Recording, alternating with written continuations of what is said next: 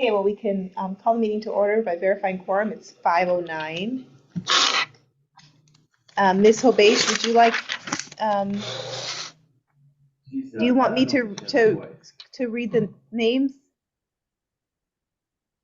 If you can, I can't see anybody. I'll just go down the list and we'll verify quorum. Dr. Windsor? Present. Dr. Tietgen? Here. Mrs. Mendonça? Here.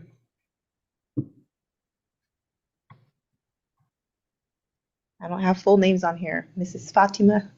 Martinez. Ms. Martinez. I'm sorry, I'm going off the. Mrs. Hobeich? Here. And Victoria Jones, I am here. Yeah, I've got them all. You're all good. You're in. And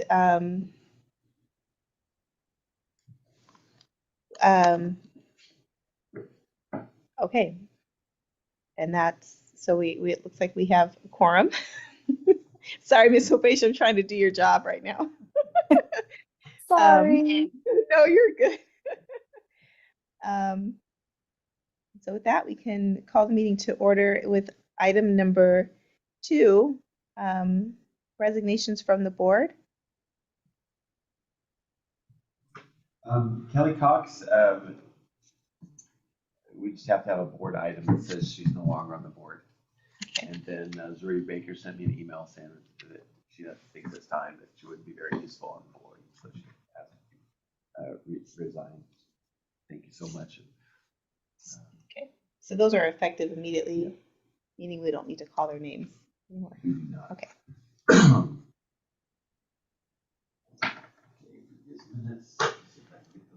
So item 3, discussion and vote to approve the previous minutes.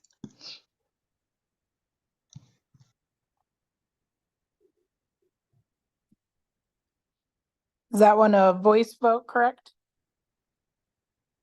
Which one? To approve meeting minutes. Yeah, we just let me. Well, he's pulling them up right now so that we can review them.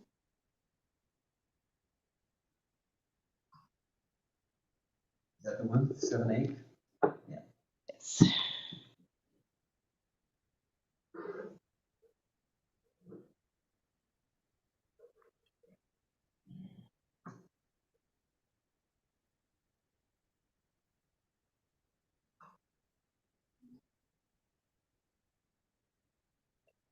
Okay, show them.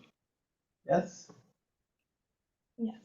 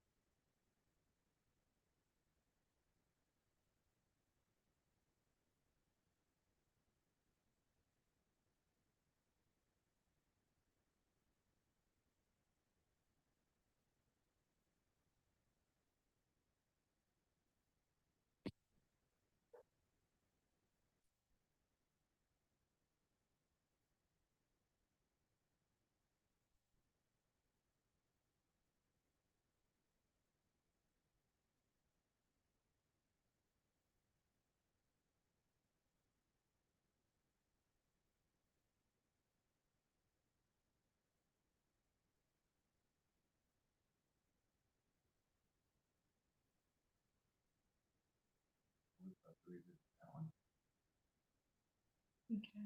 Table that. Yeah.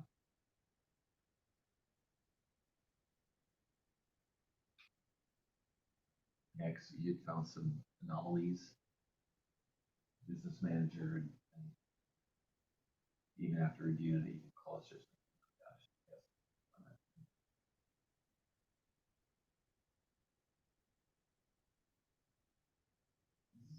That was up there twice.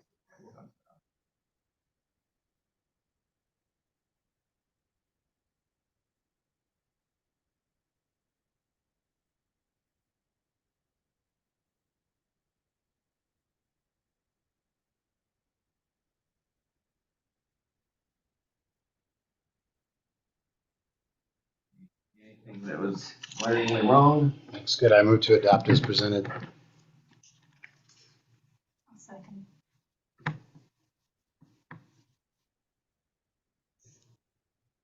think we can voice vote on this. So all in favor of adopting the minutes as presented? Say aye. Aye. Aye.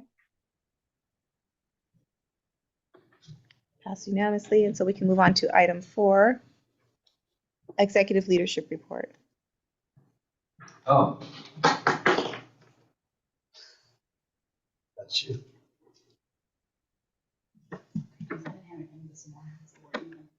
okay. So enrollment, we are at 851.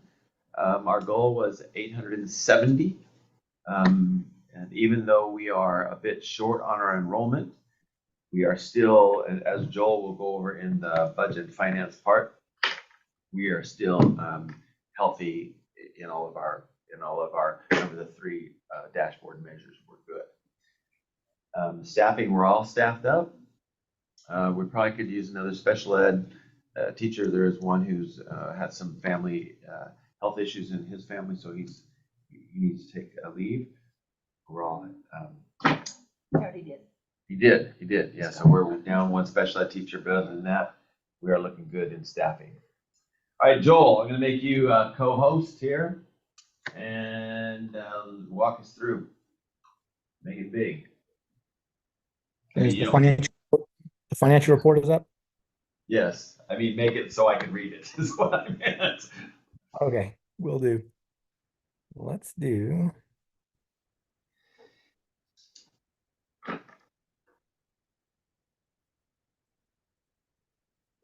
It's a booger. How does it do this?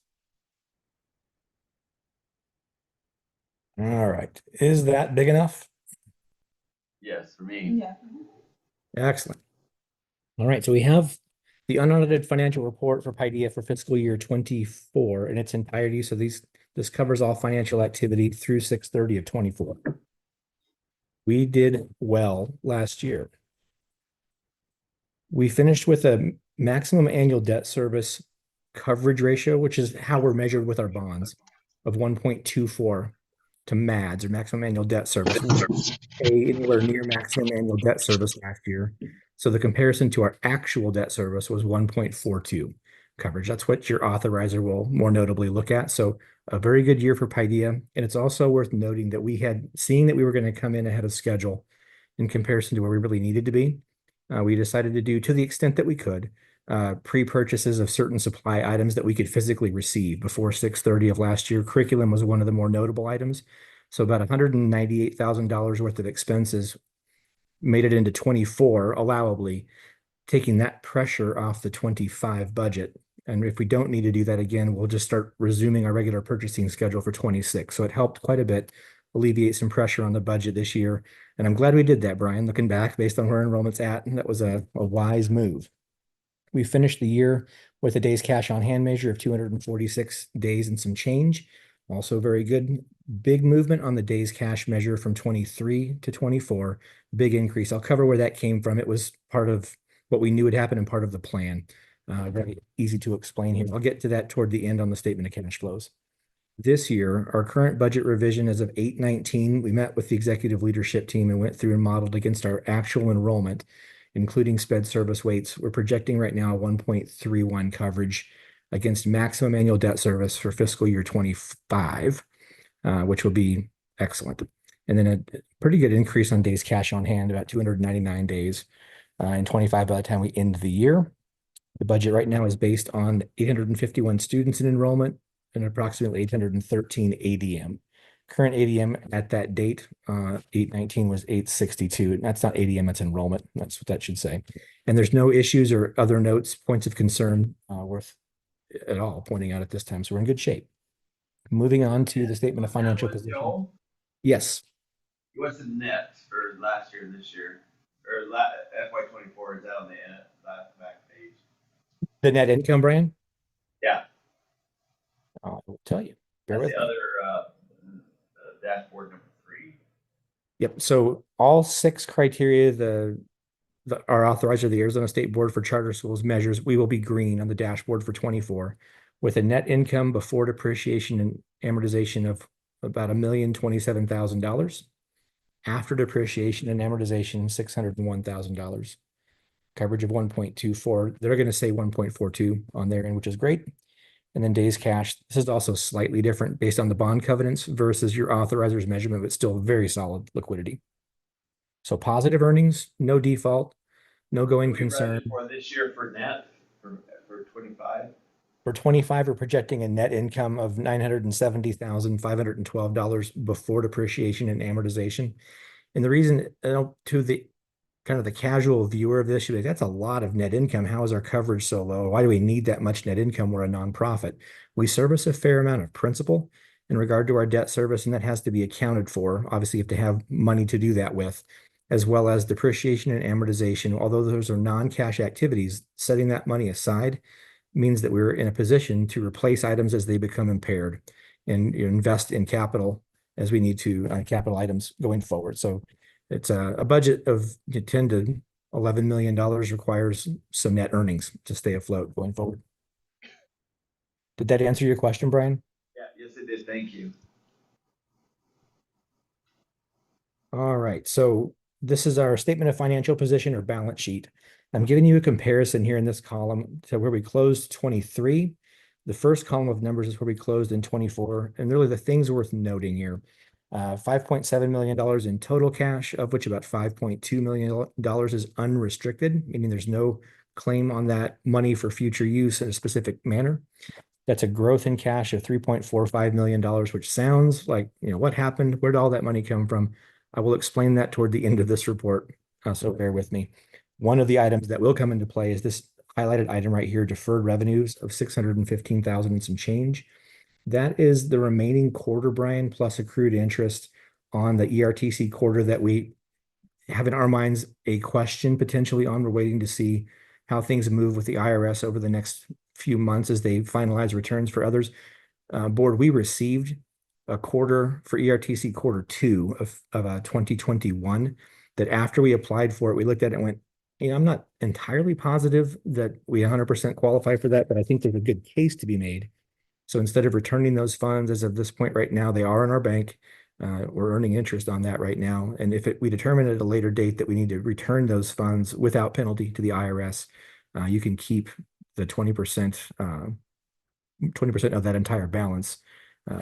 It's kind of an interesting theory they've got that they're working on. But that's some of the reason for the growth in cash as we had revenues come in that were not earned last year. We've got those as deferred revenues right now on your balance sheet.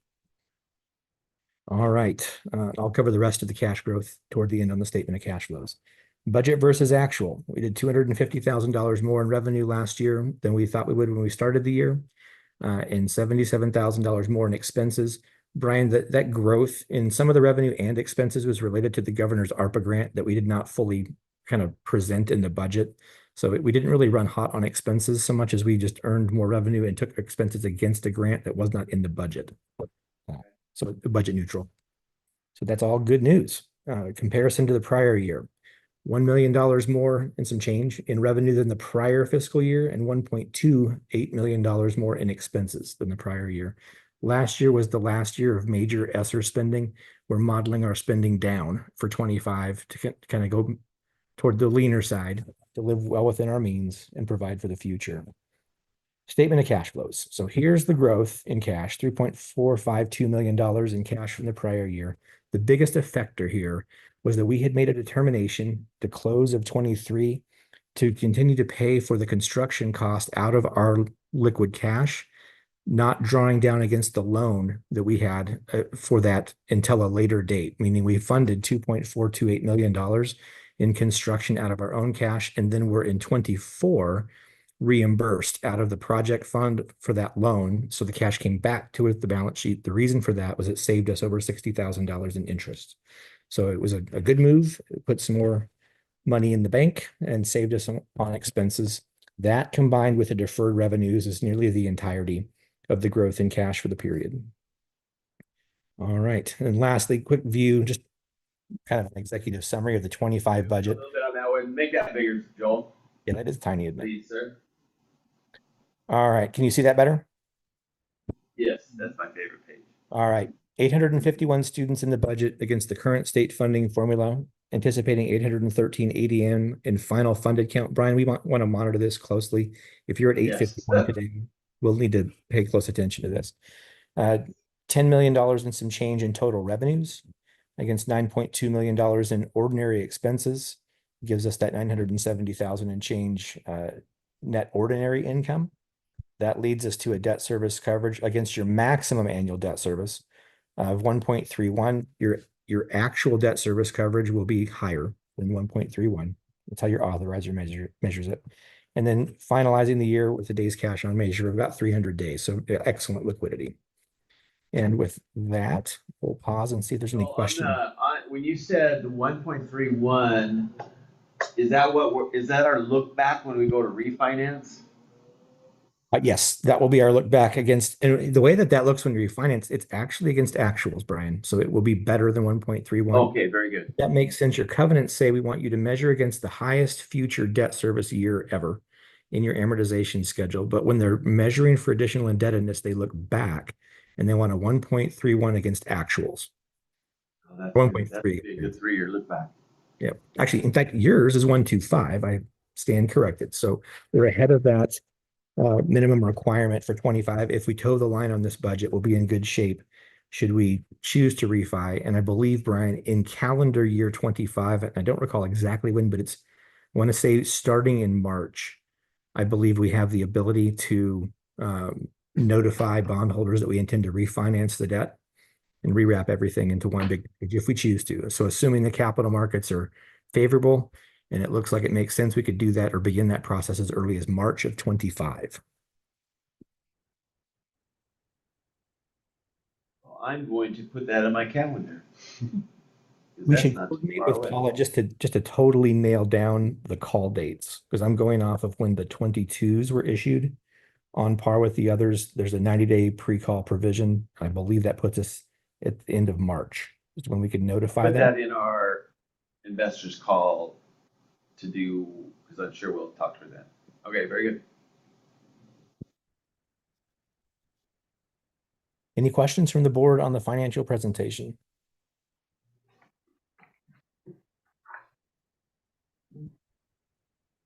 No, it's beautiful. Thank you. Thank you, Joel. Then you had, what was the other one you had? We have the fiscal year 25 revised budget for the state. Is that the next item on the agenda? Yeah, you're on the agenda. Is that a vote item or is that just an information item? The report I just gave is information for the board. The next item requires a board vote. The projection report? The projection report report? does not. This is general information. That's the. Yeah, kind of just a report. Seeing that on. I did not put it on. Agenda. Is that the AFR? It's not on the The agenda. 25 revised budget is not on the agenda?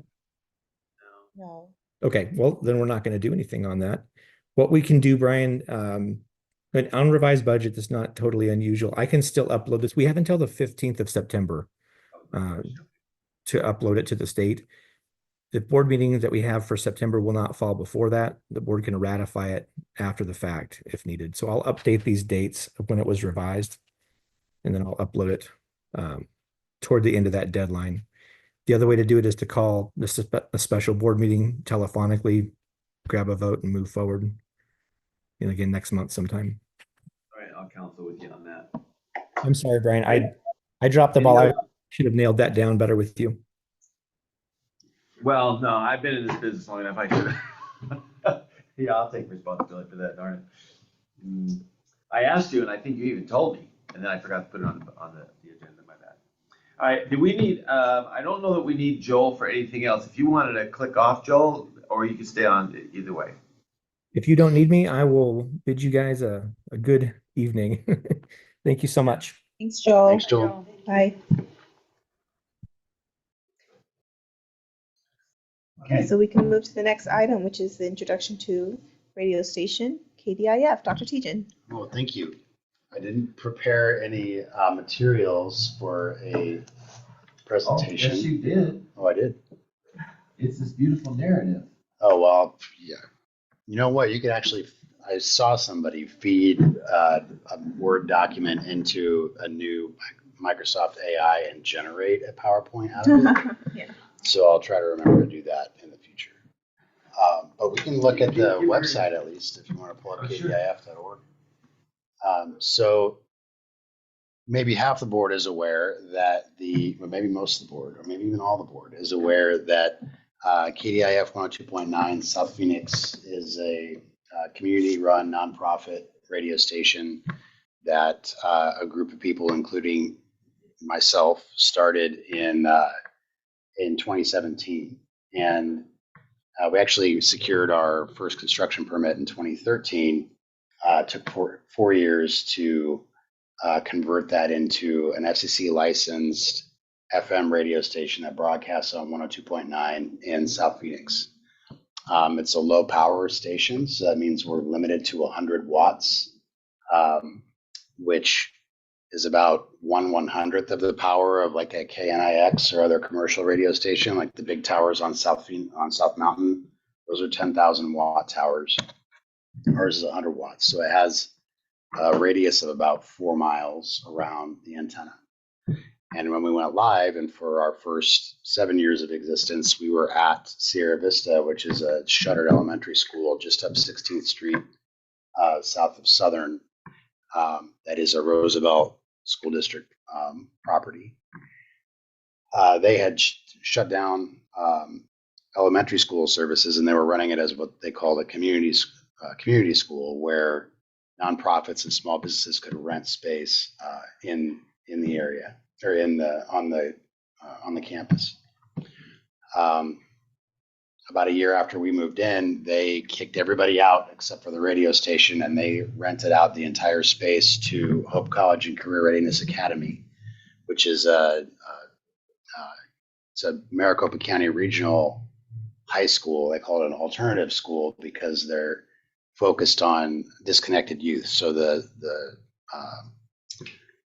student body was made up entirely of individuals who had dropped out of high school at least once. So they had a kind of an eclectic group of high school students ages, I think, 16 to 24, and a very unusual curriculum, complete with an internship program that, all of that together fit in really well with the services we were trying to provide as a community platform to amplify the voices of the residents and businesses of South Phoenix. So we integrated with the high school programming, and we started a radio club. It was a first and after school meeting space, and it morphed into, they had, I think it was 4 during school day clubs that the scholars had to pick from, and we were one of those. We had a waiting list that was 3 times as long as the number of people that could be in the club. And then we matured that into an actual curriculum that we were teaching for credit at the high school. Hope decided they needed to relocate, so they left the campus, and it was back to just us on site. And then after COVID was over, the school district decided to do something else with the property. So we tried to stay.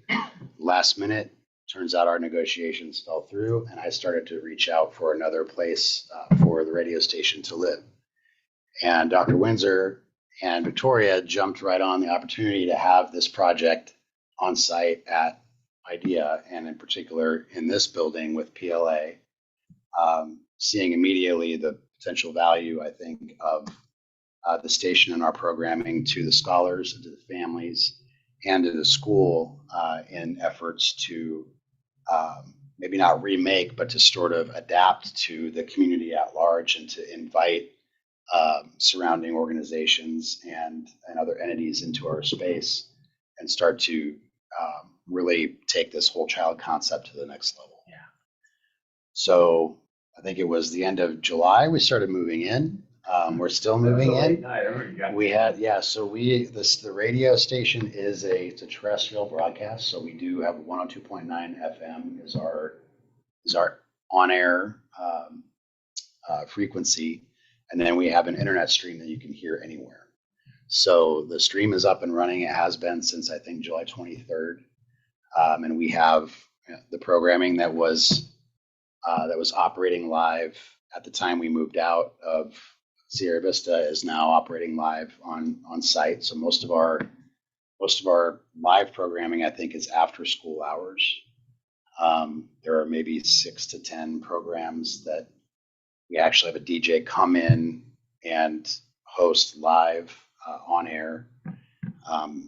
Like I said, mostly between the hours, I think, of 6 and 10 or 11 p.m. Yeah, usually I see Franco click in and log out about 11 o'clock or something like that. Right, right.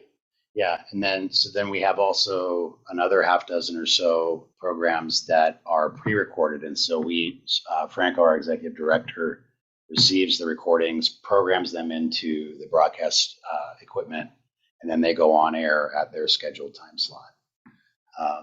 So then the tremendous opportunity now is to start to fill in the during school programming with any number of things, right? The things that we've tried and tested and can verify will work are student-led broadcasts. Yeah. So we had a number of high school age kids that came in, took our FCC training, and some of them also took our storytelling training. So they learned how to conduct interviews, how to how to public speak. And there's certainly a public speaking aspect, and also how to edit and present within a time slot that they're allotted. And they were getting, some of them were 5-minute programs, most of them were 15 or 30.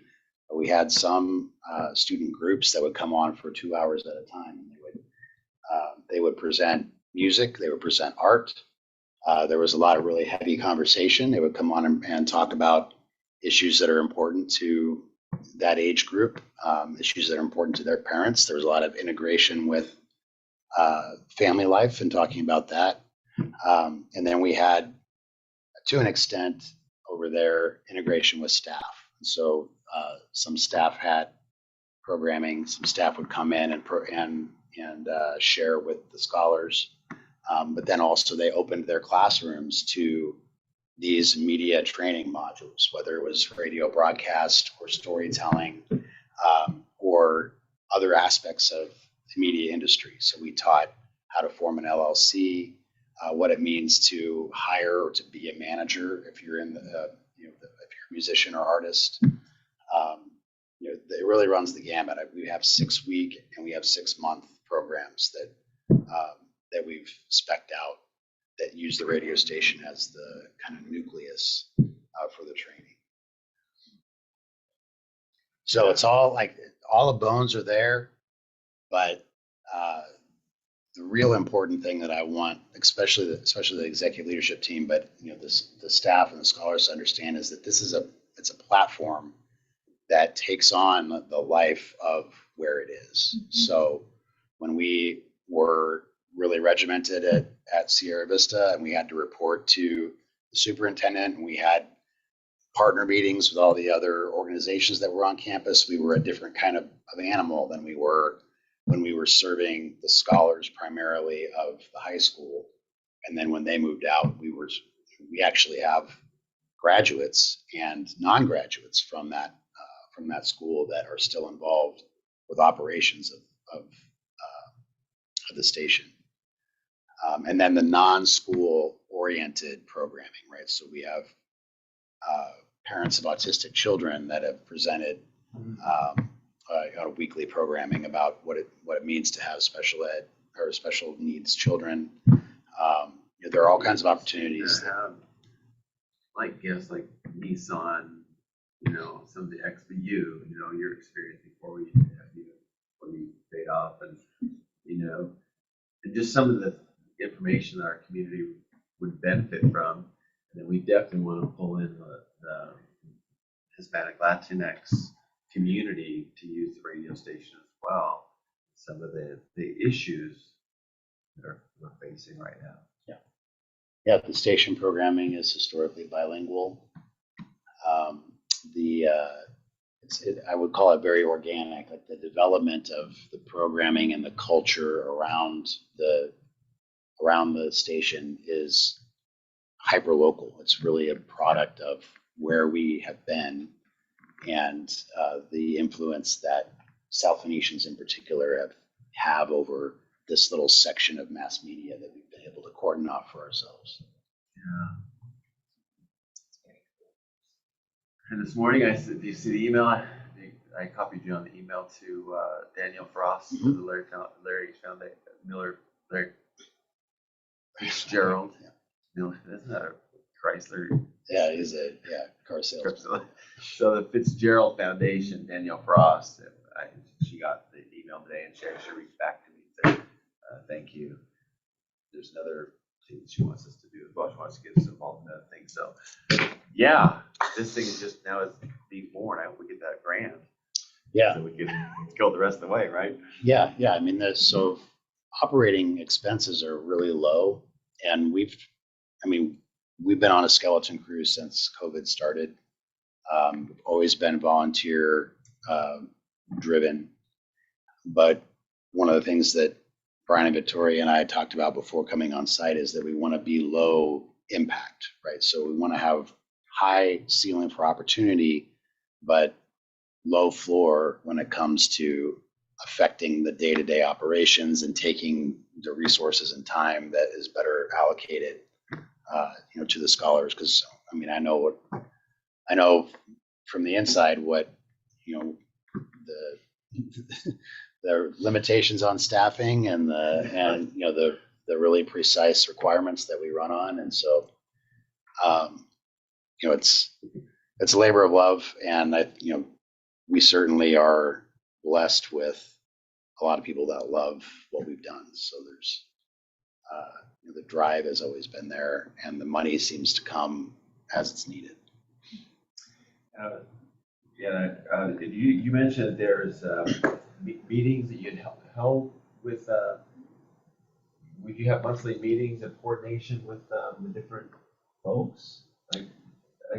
Yeah, we recommend it. Yeah, so if you mean like an internal coordination with with Paideia, yeah. So I think that's a good idea. And as soon as we can, we need. I mean, we should have processes that are formalized. Yeah. I think it's good for the school. It's good for security. It's good for monitoring. It helps the station as well because we have reporting requirements to the FCC about things like logbooks, and we have music licenses, so we track replays of the licensed music that we're allowed to broadcast. And so we have our feet under us with respect to what we need to generate. And then I think there's some marrying that needs to happen with things like access and eventually curriculum and integration. Yeah, I think frequently coming together with some systems, it helps with communication and misunderstandings. Because we're going to bump into each other along the way, but we just can come together with, oh, here's my understanding of this and that going forward. Yeah. I'm looking forward to this a lot. Yeah, it has to be a collaboration. Otherwise, we won't recognize all the opportunities that are there. The other night I couldn't get to sleep. I was thinking about the radio station, about having our, we did the morning coffee chats over Zoom and YouTube. And I thought, man, if I could get in there and understand how to use this thing with a few of us and just say, hey, here's what our curriculum is, here's what's going on. And is there a way to call in? They could, right? Yeah. We have a phone. Just they call in and answer some questions. I have Ms. Garrison with me, Ms. Jones with me, to ask the questions. Got a special ed director with me. Ask some questions. Yeah, call-in shows, remote broadcasting, event coverage. Oh, that's right. We're talking about going and doing some play-by-play with our volleyball, right. Something like that. That'd be so good. Exciting. Exciting. All right. Well, thank you, Dr. Tietgen. Thank you. Thank you for listening.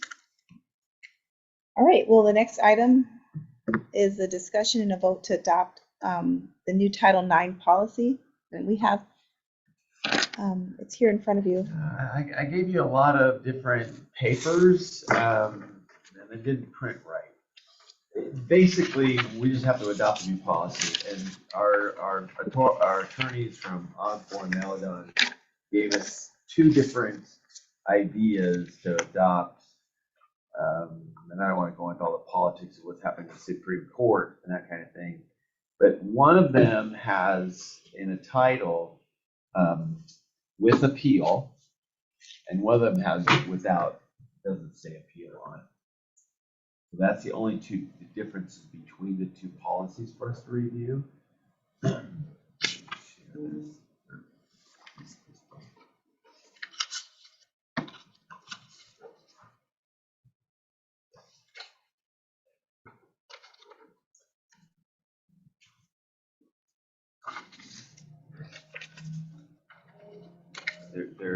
There's some lawsuits or something happening around the world about not being able to implement this. Arizona isn't inside of that. There's been a bunch of schools cited that are not allowed to implement this yet. We're not on that list, so we can go ahead and implement whichever one of these you feel like you want to do.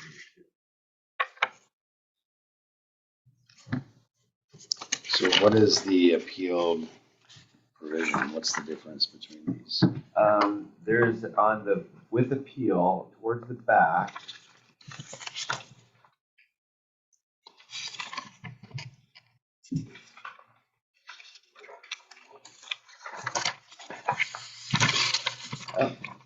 Oh. I'm not seeing a Yeah, difference. so, yeah, that's, I did it wrong one. Okay, one second, I'll find it. Thank you.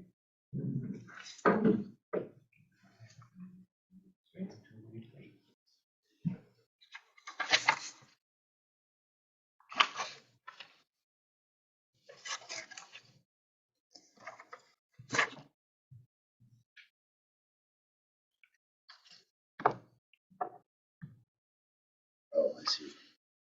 I can guess where it is. There you go. Yeah, the Must be the last very item last provision, 17 right? or whatever. 17.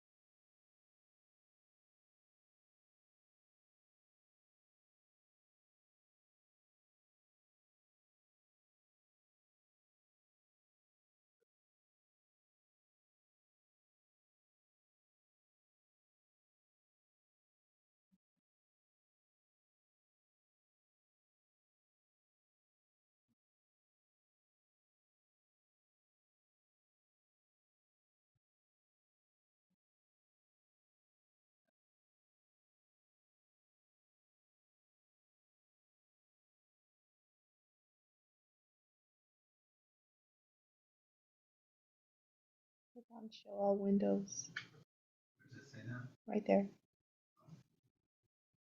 You close out here. Look okay right there in the middle.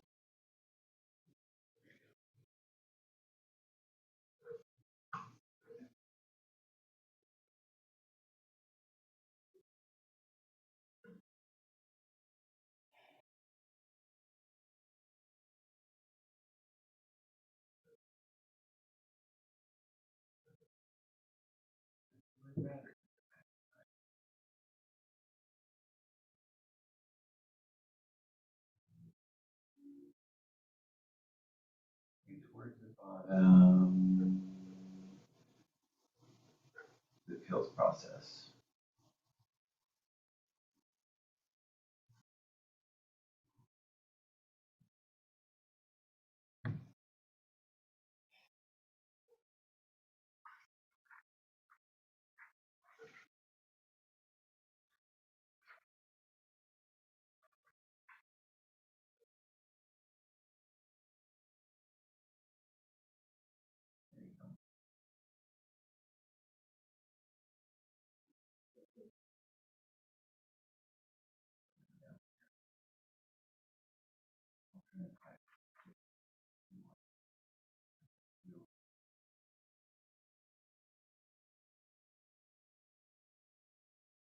She's counsel against it. She says, for a small board like us, just have the same person who is the Title IX director, be the one that hears any, um, um, and it's just the final answer. So no appeal process? Right.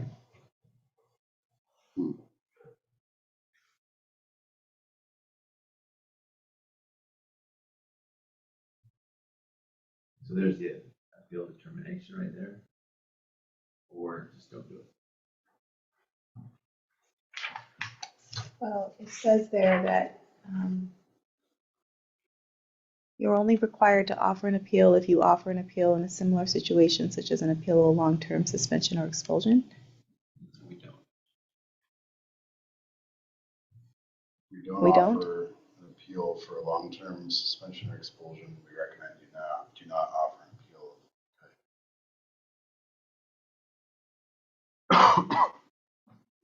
And so when we do a long-term suspension or expulsion, there's no appeal. It's what the hearing officers say is final.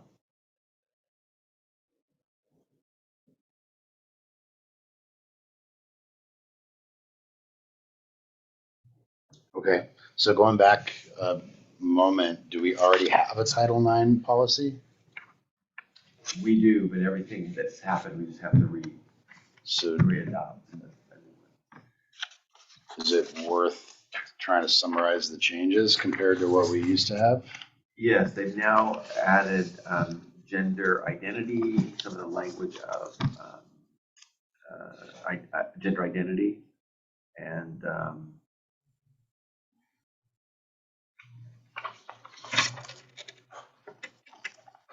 Okay.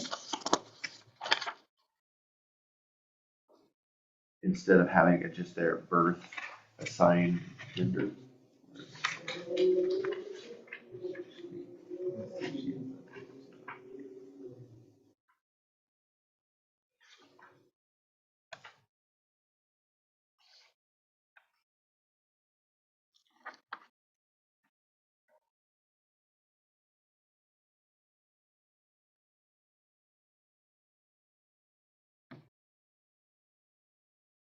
Here on number 4 is the main changes.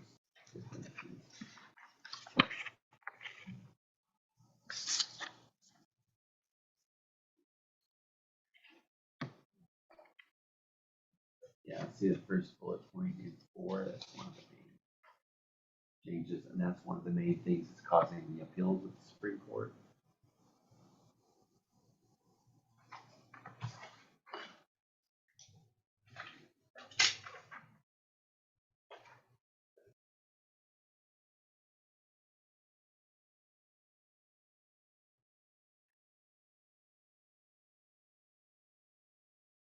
Yeah, so I gave you this from Lynn Adams, this email. So in this paragraph, she kind of explains a little bit of the difference.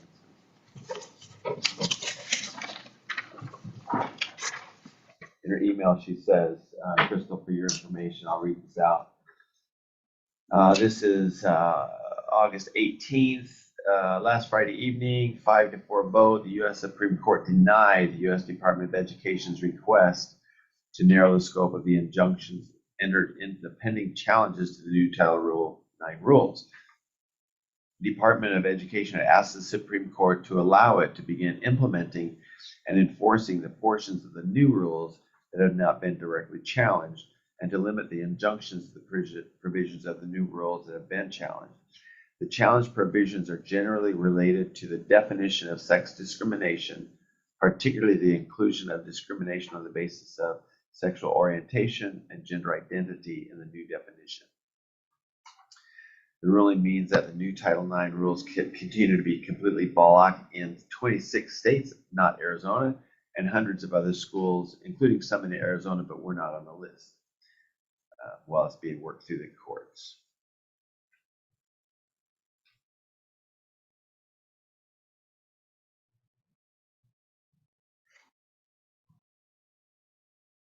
And then this is the proposed new policy that we received from council. Right, this, the one that had all the notes about appeal, and then we don't offer appeal, so it's council that we don't. And so this is the one that I provided for you. Okay.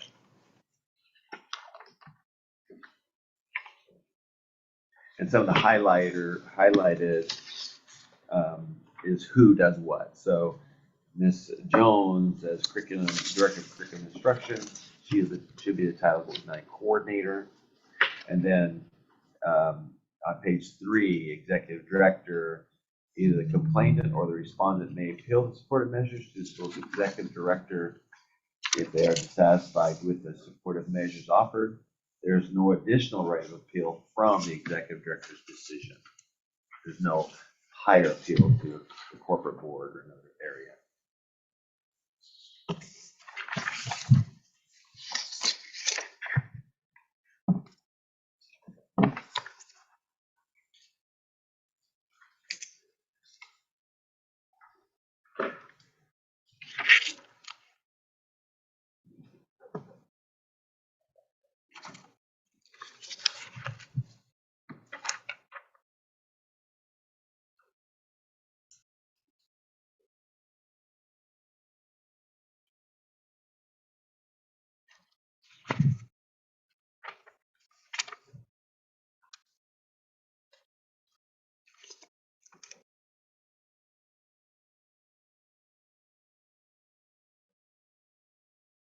Who's our Title IX coordinator now? Do we have one? We don't have one. I don't think I formally ever do that.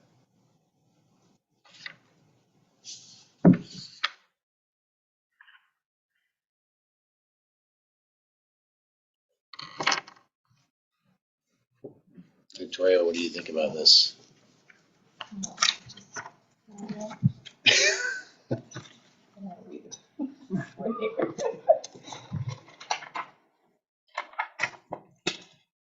Sounds like it's something that we kind of have to do, right? Oh, yeah, yeah. It's not an a law. option, it's a law. So,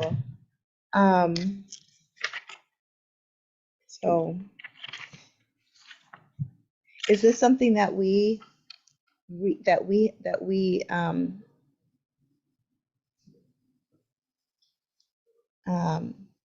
approve every year? Is this something that we No. have to vote on every year? No, we've had one for a long time. It must have been like early years. And that's a checkbox that I had to do early in our. Okay, so this is being Now there's- updated because of the new Because of the new definitions.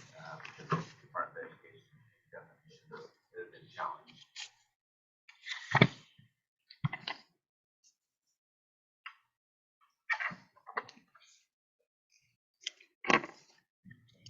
I think that um,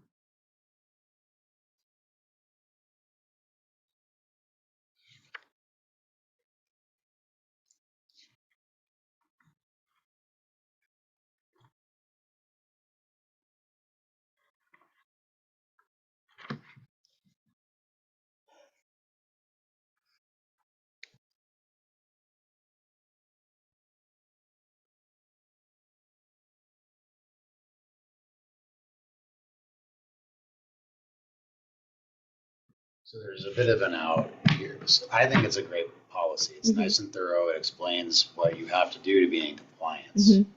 The question is execution, right? Like you're identified as the coordinator, so you're going to be expected to be Yeah, I was familiar with reading very with closely. policy. Yeah. But also under section 10, the school can assign an investigator to actually conduct the investigation if there are allegations, right? So we can hand this off if we think it's appropriate if a complaint is actually filed. Mhm. So when the waters are still, you're in charge. And then when they get rocky, you'll have to Oh, it says the decide. Title IX coordinator or an assigned investigator who has Right. had training in Title Training IX. and title, yeah. So if you need the training, because this happens all the time in other contexts, right? Like we educate, but we can't necessarily handle Yeah. when something goes crazy, right? Like that's Yeah. so there's a bit of relief in there, but still, even when, like I said, when the waters are calm, somebody has to know. Yeah, because it Somebody would has to be be at the possible wheel. that there would, that if it's a person in that we come in close contact with, it could be a conflict of interest. I've suggested to, there's professional development Ms. Moran can go through, and there's an association of personnel association that I'd like her to join. Well, yeah, she was coming tonight. And then, Yeah. she's not the coordinator of it, but under her stewardship of HR, she might be the resultant ethics the impartial investigator. And it would make sense inside of her stewardship to have that training. Mhm. I was wondering about that. Now, if it's a student, that's staff stuff.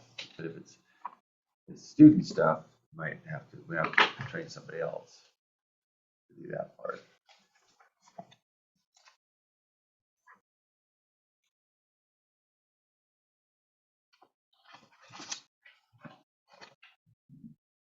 I mean, most of these kind A lot of of issues would come to, it seems to me, would come to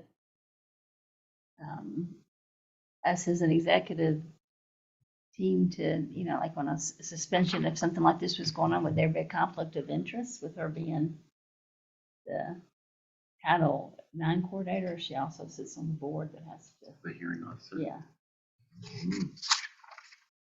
Now, do we have guidance from council on who the coordinator should be? No.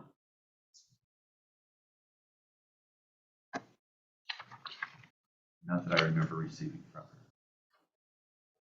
Well, the only other, I mean, again, thinking, depending on how long, you know, we might have to review it again. Because if, you know, can the Title IX coordinator Yeah. also be Hearing officer.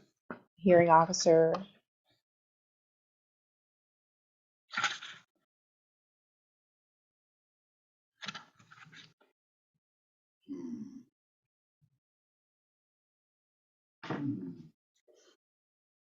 Title IX coordinator or investigator must be free from any conflict or interest or bias.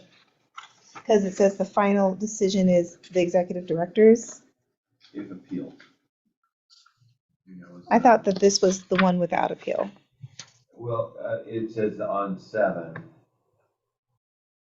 Oh, appeal the supportive measures. Okay. Supportive measures.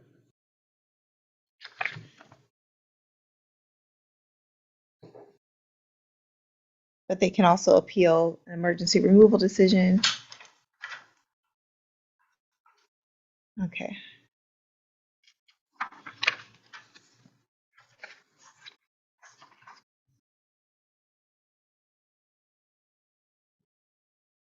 We probably have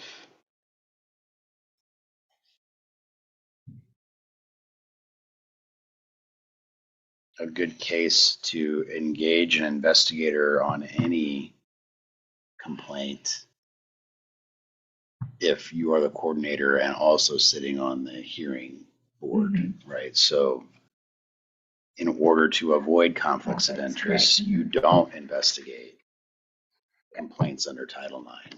We always are going to handle them. But in the But meantime, complaints you, just come, Yeah, you manage the compliance to the policy, and then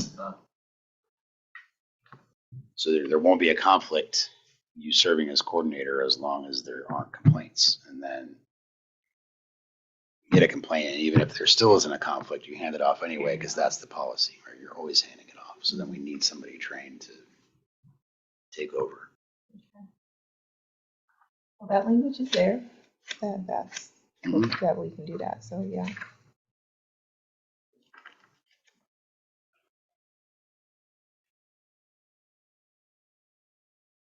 I mean, it's not a heavy lift until it is. Until it right? is, Like, and then so- it's a heavy lift. Right. Yeah. So I just want you to be confident that you get out of it when you need to, you know, because you have to, yeah, I mean, you probably want to be trained in addition to just understanding the policy. Or is there another person? I just put you down. Well, I think there might be. Because Not sure I'm the most appropriate person for it, to be honest. You know, we can adopt it with the coordinator blank and task the leadership team to identify who it is after you talk about it some more. I think that's probably a good idea. It's almost like here, I was even thinking it's more of a position. It's the director of curriculum instruction. Is this? Because someday you won't be this position. Mhm. So maybe. So it would be a position, like whoever is So- in this. But is that the question? I guess is just is that the position? But maybe it is. And then whoever's in that position would be named that person. Yeah. So As you part have to of their update, stewardship. the contact info every time you have a change in that role, but it won't happen very often. I'd like for us to talk about, I just feel like based Sure. on the last discussion, we had when we were looking at Mhm. delegating my stuff, there was a lot being put on that person. And I know you said it's nothing until it is. Right. But it's still something else to put on. Yeah, and if you're taking it seriously, then you have to understand what the policy is so that No, you're I able to think it should, navigate. I think in our day and time, it has to be taken seriously. Oh, Yeah. yeah. Yeah. There's some stuff.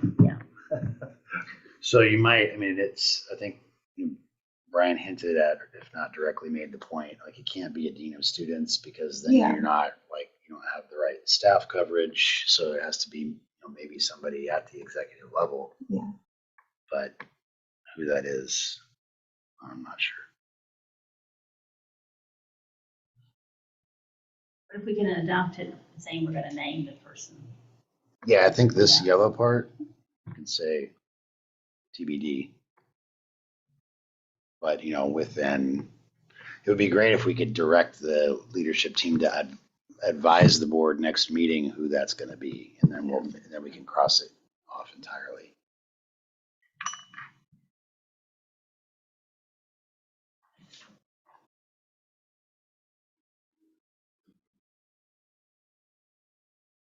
And of course, it might remain. I just think it's a discussion probably to have. But, yeah. Okay.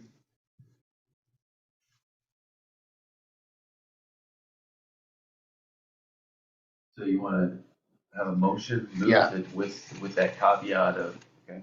So I move to adopt the Title IX policy as presented with the amendment that the Title IX coordinator is to be determined by the executive leadership team. I'll second that.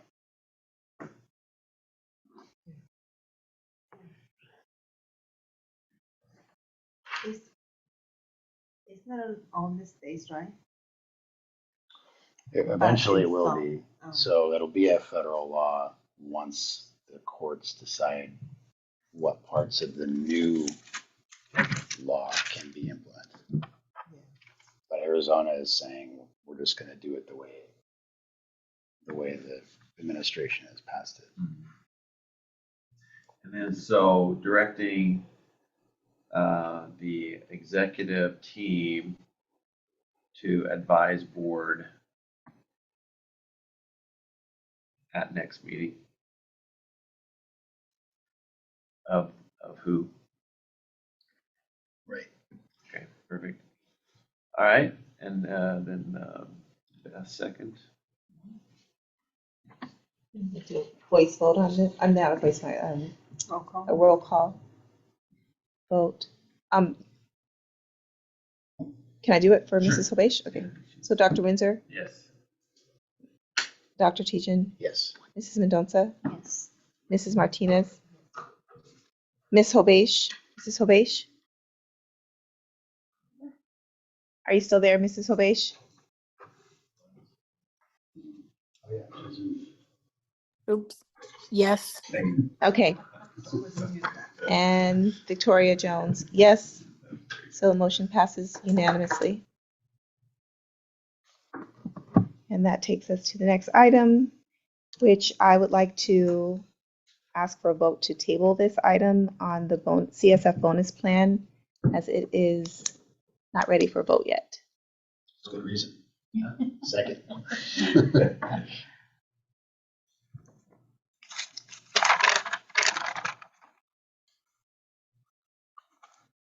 I think We can just do a voice vote on that. All in favor of tabling this item until we have the information? Aye. Aye. Aye. Thank you. All right, section 8, scheduling our annual corporate board meeting sometime in October.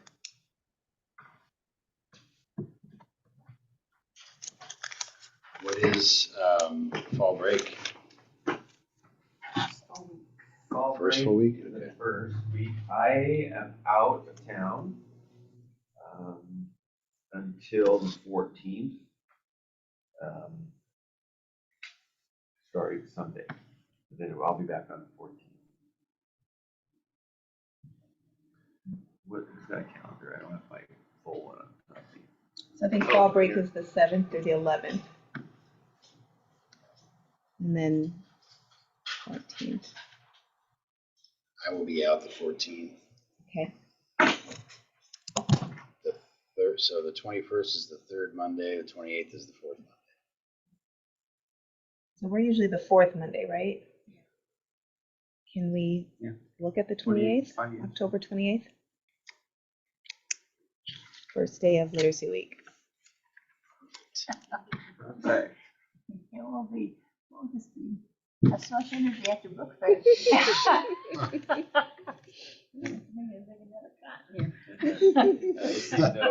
I received no call to public. Okay. With no call to the public, that takes us to our last item, which is adjournment. Have a motion to adjourn. So moved. All in favor of adjournment? Aye. Aye. Aye. Thank you, Mrs. Hobesh. I hope you feel better Thank you. Have a good evening. too. Aye. Bye. Oh, that's 6:14.